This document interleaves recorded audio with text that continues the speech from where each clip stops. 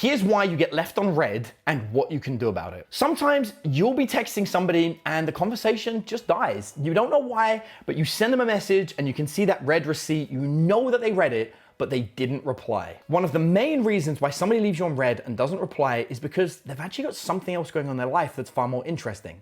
I know I've absolutely been in a scenario where I see a message, but there's, maybe I'm in a movie or maybe I'm hanging out with some friends, and for whatever reason, I don't have the time to put a proper response in straight away. In this scenario, the other person's gonna be ignored, wondering why I'm ignoring them. I didn't mean to ignore them. I'm just too busy doing awesome things in my life. Now, one of the easiest ways to get somebody to want to respond to you is to make sure that they recognize that your life is actually better than theirs. Because one of the main reasons that humans kind of like dating and trying to meet other people is to elevate their own lives.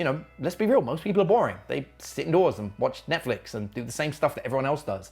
If you're interested in actually doing fun things, then you're far more likely to get people to want to interact with you, right? Because they might be doing something interesting in their life, but they don't want to not respond to you because they know that your life is that much more interesting and that much more likely to get them to be able to come out with it and be part of it. I do a number of things to make sure that people don't just leave me on read.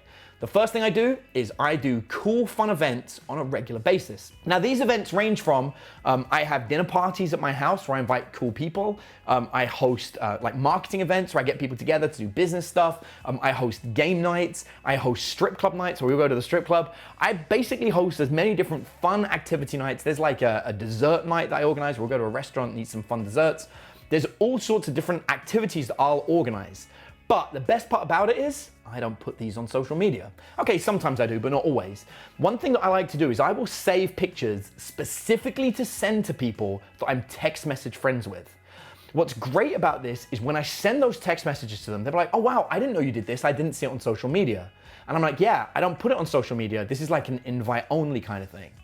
So now they recognize there's like this cool other side to me that no one else gets to know about, but they do because we're texting. That means if they stop texting me, all that goes away. If you've listened to any of my other content, you'll know that I go on a 1-to-1 ratio of texting somebody, which means if they don't keep up the conversation, they'll have recognized that I basically don't respond ever again. So they have to keep it up. And if I'm showing cool pictures, like for example, the other day I went falcon, hunting, I suppose.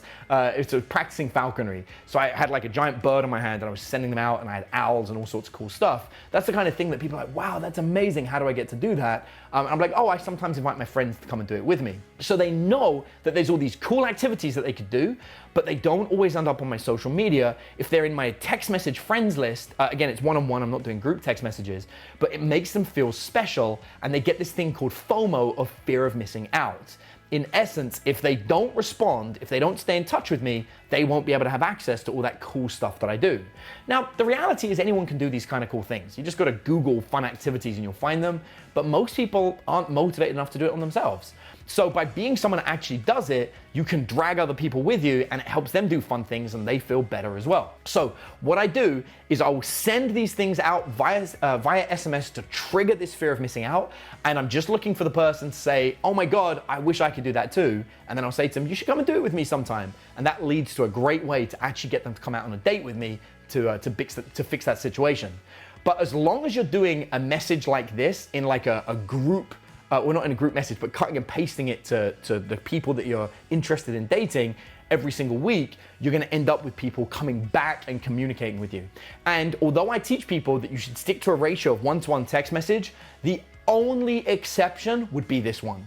So once a week or once a month, I would send a picture or an activity of me doing something cool. And I'd be like, oh my God, I just got to do this. Just wanted to share it with you. Hope you're well. And that would be the only prompt I would ever do outside of sticking to the 1-to-1 ratio.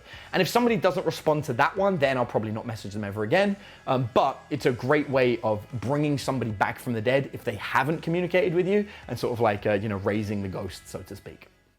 If you got something out of the dating advice that I shared with you in this video, then I'd like to give you something else.